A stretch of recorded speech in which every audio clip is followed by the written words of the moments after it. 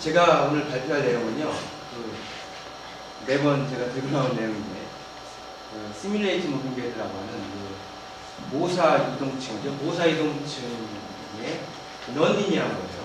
리니어하지 않고 넌리니어한 SMB 공정의 최적화에 대해서 발표를 하겠습니다.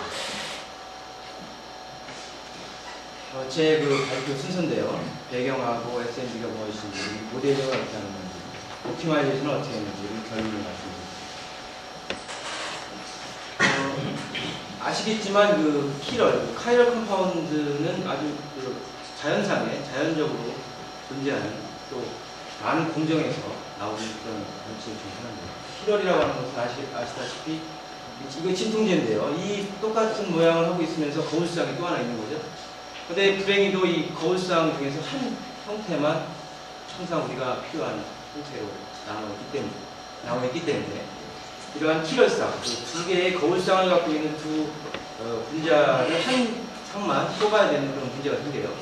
SMB 공정이 바로 이러한 두 컴포넌트, 두 성분이 있을 때 연속적으로 그걸 분리할 수 있는 크로마토그래피를 이용해서 분리할 수 있는 아주 좋은 방법이거든요. 대량으로 계속 배치가 아니라 연속 공정을 하기 때문에 상당한 경제성이 있고 여러 가지 경제성 비교에서는 아마 다른 배치 공정에 따라오지 못할 정도의 강한 강점을 갖고 있습니다. 그래서 이런 바이너리 시스템에서의 분리에 대해서 생각하다 보니까 이제 키럴 같은 게 많이 적용을 하는 프로세스가 되겠습니다. 이것도 마취제의 일종인데 이것도 이 센터를 중심으로 해서 C 센터를 중심으로 해서 거울상이 또 하나 존재하고요. 이 아미노산 단백질은 사실상 거울상이 없는 게 이상할 정도로 대부분의 단백질, 아미노산은 생물 분자는 다 거울상을 갖고 있습니다. 그래서 이런 거울상을 갖고 있는데 특별한 한 상만 D폼이나 L폼 두 개 나눠 있을 때 D폼만이 몇 폼인가요? D폼만이 생물학적 활성을 갖고 있기 때문에 한 상은 없애야 됩니다. 이러한 자연상에 많이 존재하는 키럴상을 분리하기 위해서 이제 SMB가 많이 사용되고요. 그리고 최근에 키럴 패킹 머티리얼이라고 해가지고 크로마토그래피는 다 아시다시피 크로마토그래피라는 것은 컬럼상이에요. 긴 관에 충전 입자, 다시 말하면 동글동글하게 생긴 작은 입자를 가득 채워서 이 입자가 단백질이나 생물 분자가 들어오면은 얘가 친화력이 큰 것은 이 동글동글한 충전 입자에 부착을 하고 친화력이 작은 것은 그냥 흘러나가기 때문에 친화력이 적은 것은 빨리 지나가고 친화력이 약한 것은 느리게 지나가요. 그러니까 같이 들어왔다 하더라도 속도 차이에 의해서 친화력이 큰 것이 느리게 지나가기 때문에 나중에 밑에서 크로마토그래피 하단부에 받을 때 시간차로 받으면 두 개의 성분 분리가 되는 거죠. 근데 요즘 이러한 키럴 패킹 매트리얼이 입자가 충전 입자가 많이 개발됐어요. 다시 말하면 키럴 성분을 분리해낼 수 있는 그런 충전 입자가 많이 개발됐거든요. 예를 들어서 머크사에서 이러한 물질이 있고요. 키럴셋이라는 컴퍼니에서 이러한 물질들을 지금 시판하고 있기 때문에 저희가 이용을 할 수가 있습니다. SMB에 대해서 좀 개념적으로 좀 쉽게 설명해 드리려고 제가 토끼하고 거북이 그림을 가져왔는데 이게 제가 만든 건 아니고 2000년도에 주자라는 사람이 개념적으로 설명하는데요. 이게 크로마토그래피죠, 이게 지금 두 성분이 같이 들어와서 결국 친화력의 차이에 의해서 두 성분이 틀린 속도로 지금 농도 프로파일, 농도의 프로파일이 지금 다르게 지금 시간차를 가지고 지금 움직이고 있죠. 다시 말하면 토끼는 빨리 가고 거북이는 늦게 가고 있습니다.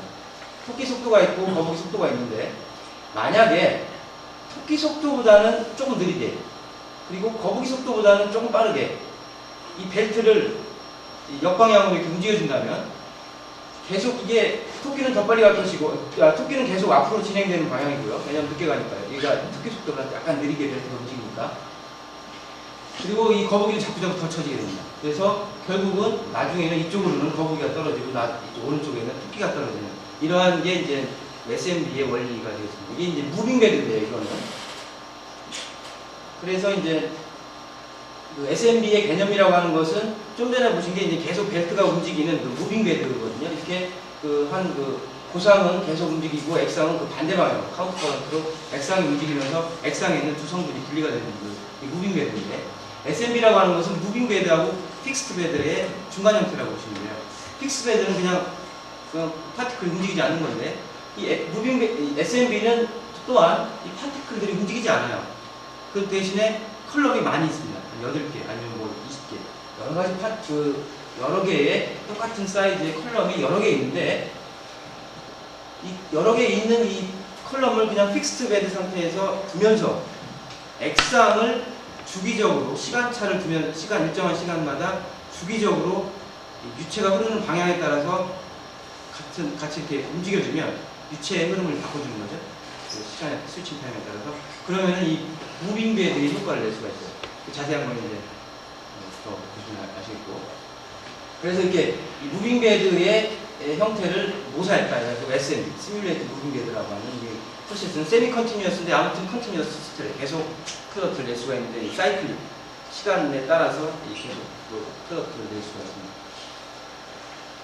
이 무빙 베드의 그 원리는 처음에는 이제 아까 말씀드렸지만 이 유체를 주입하는 부분을 계속 바꿔가면서 무빙 베드의 효과를 내는 건데 처음 부분에 피드를 만약에 여기 이곳에 주입을 했다면 이게 지금 포존 무빙 베드 SM인데요.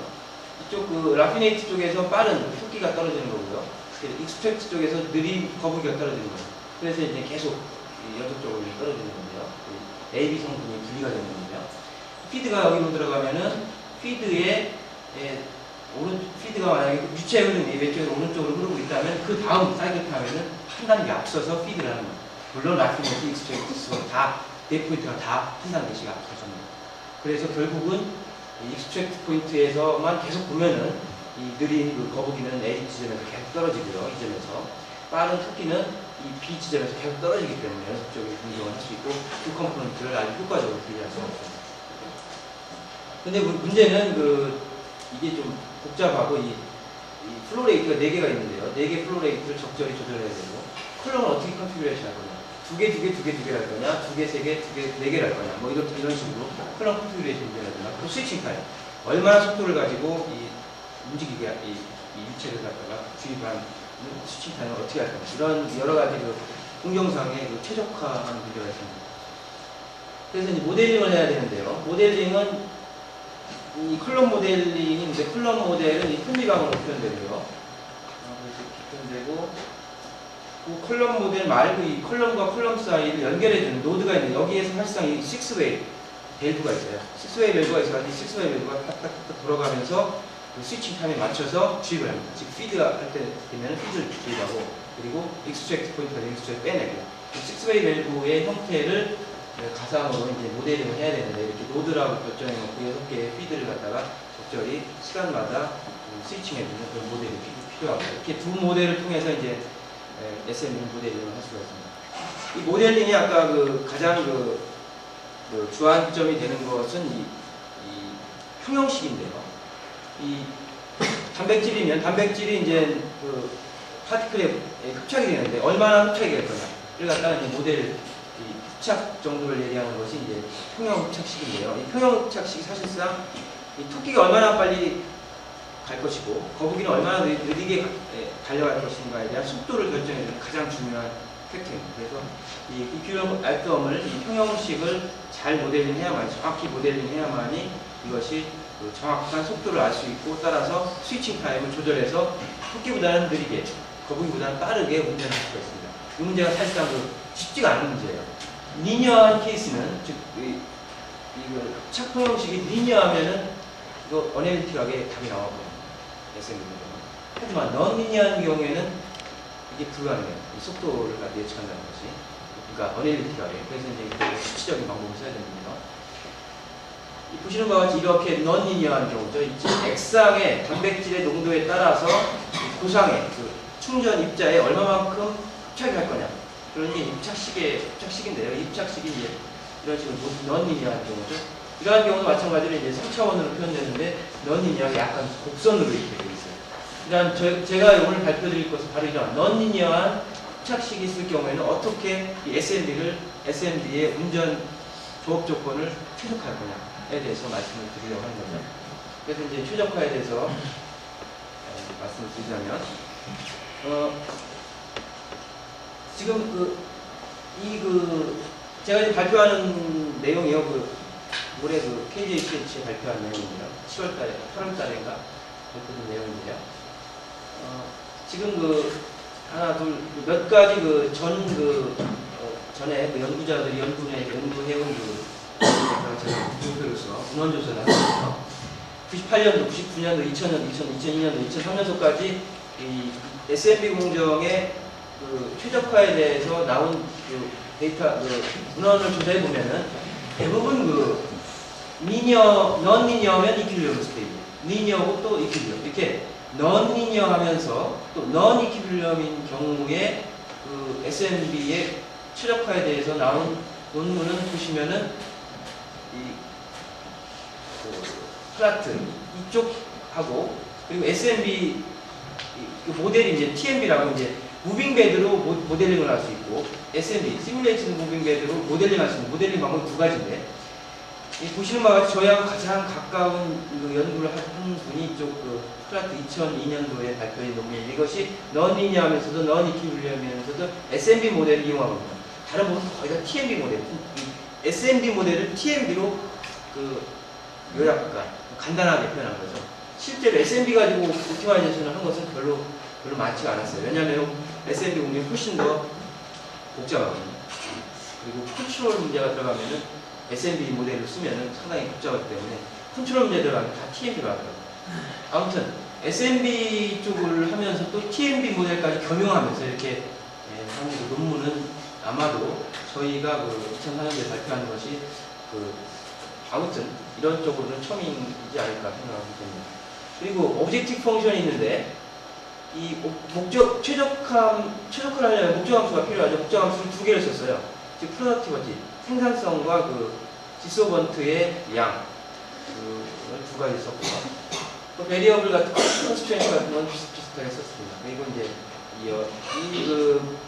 이 SMB non-linear SMB 공정이 제가 볼 때는 최적화 문제가 로컬 옵티멈이 아니고 글로벌 옵티멈을 가진다고 생각해요. 즉 많은 로컬 옵티멈이 좀 있다고 생각되는데, 왜냐하면은 이니셜 포인트에 따라서 값이 막 틀리거든요. 그런 거 봐서는 글로벌 옵티멈인데, 글로벌 옵티멈이 그래서 그냥 주네틱 알고리즘이나 이런 거 막 쓸 수도 없는 것이, 이거 공정 한 번 시뮬레이션 하는데 한 몇 분 걸리고요. 보통 지금 제가 되는 건 한 2.5기가 정도 최신 컴퓨터에 서가지고 쓰면은 PC를 쓰면 한 2, 3분 걸리고. 이거 SQP라고 하는 그레디언트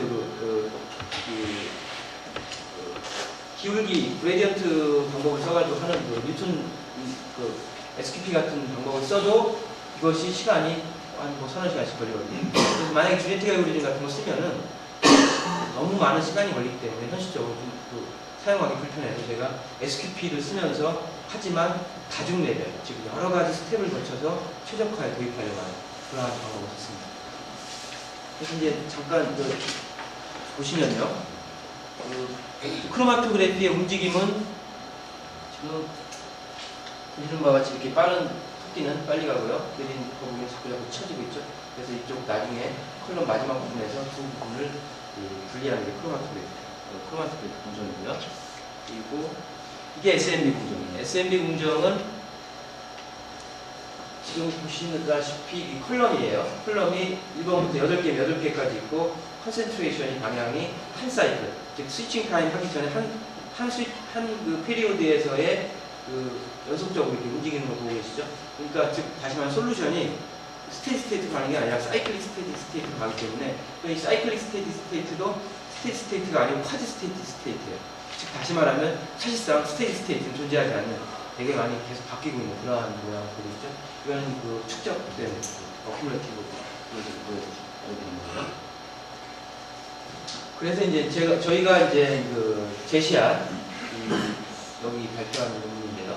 4가지 단계별로 거쳐가면서 디소번트도 최소화시키고, 하지만 프로덕티브를 맥시마이즈 최대화시키는 그러한 식으로 보니까 모든 컨스트레인트를 만족하면서 non-linear 공정에서의 최적점을 찾아왔는데, 이 최적점을 찾을 때의 그림을 제가 보여드리는 거예요.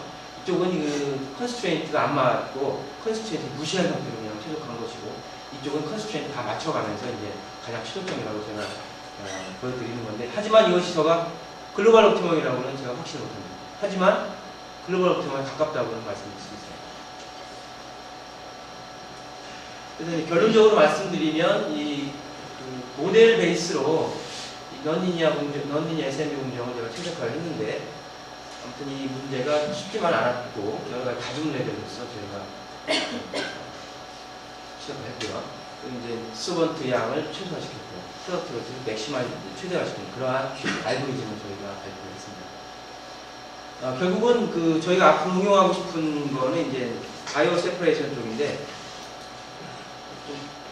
좀만 더 말씀드리면 그 우유 있지 않습니까? 우유 속에 단백질이 상당히 많아요. 근데 이 우유 가공 후에 이 폐유가 있는데 폐우유를 대부분 버려요. 대부분 싼데 리터당 한 킬로당 1,000원이 안 돼요. 한 900원밖에 안 되는데 그 폐우유에 단백질이 많이 들어있어요.